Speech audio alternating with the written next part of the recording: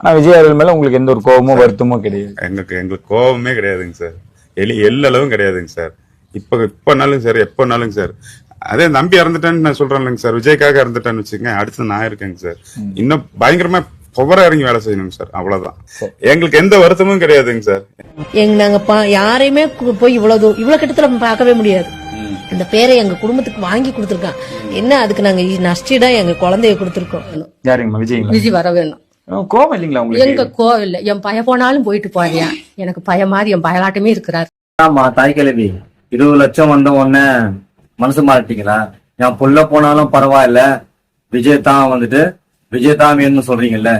உன்னுடைய புள்ள உனக்கு பிறந்தானா இல்ல வேற எவனா பிறந்தானா?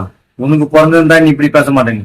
ஒரு 10,000 ரூபாய் பணத்துக்காக நம்ம பிறந்து வளர்ந்து வாழ்ந்து இந்த மண்ணை விட்டு போறதுக்கு எப்படி உங்களுக்கு மனசு வந்துச்சு? எவன் காசு நீட்டாலும் கை நீட்டிடுவீங்களா? உலகத்திலேயே சுயமரியாதையை பத்தி அதிகமா பேசுறதும் தமிழன் தான்.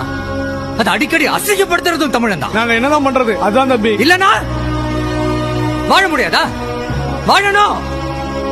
நம்ம வாழ்க்கை நம்ம கையில தாங்கிற தன்னம்பிக்கை வரணும். இன்னும் எதுக்கே பணத்தை கையில வச்சிருக்கீங்க? போய் திருப்பி கொடுங்க. என்னையா பாக்குறீங்க? போங்க, போய் பணத்தை திருப்பி கொடுங்க.